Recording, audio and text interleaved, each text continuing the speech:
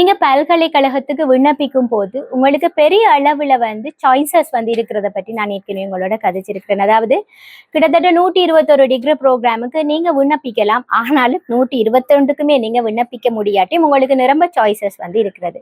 இப்ப நான் ஆர்ட்ஸ் படிச்சிருந்தா எனக்கு எத்தனை சாய்ஸஸ் இருக்கும் என்று கேட்டா, இப்ப உயர்தரத்துல கிட்டத்தட்ட 5 விதமான துறைகள் இருக்கிறது. இப்ப ஆர்ட்ஸ் படிச்சா கிட்டத்தட்ட 13 விதமான டிகிரி ப்ரோக்ராமுக்கு நீங்க அப்ளை பண்ணக்கூடியதா இருக்கும்.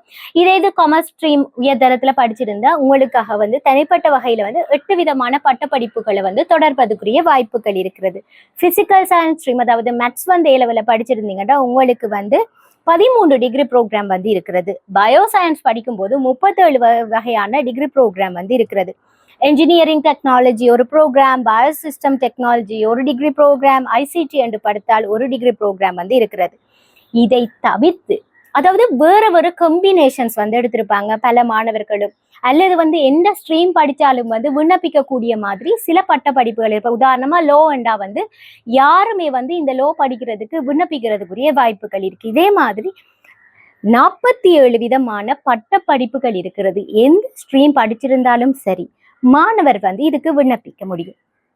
இதை பற்றி மேலதிக விவரங்கள் வேணுமென்றா நீங்க பல்கலைக்கழக மானியங்கள் ஆணைகளோட வெப்சைட்டுக்கு போனா அவங்களுக்குரிய அந்த கைட் புக் இருக்கு. அதாவது ஒரு A-level ரிசல்ட்ஸ் வந்தோடனே அவங்க அப்ளை பண்ண அந்த ஃபர்ஸ்ட் ஃபார்ம்ன்றதோட இருக்கிற அந்த கைட் புக் எடுத்து பாத்தீங்கன்னாலே இந்த பட்டப்படிப்பு எந்த பல்கலைக்கழகத்தால வழங்கப்படுகிறது, எத்தனை மாணவர்கள் உள்ளீர்ப்பு செய்ய எதிர்பார்க்கிற இந்த பட்டப்படிப்பை படிக்கிறதுக்கு என்னென்ன சப்ஜெக்ட் கம்பினேஷன் எடுத்திருக்கணும்ன்றது இருக்கும்.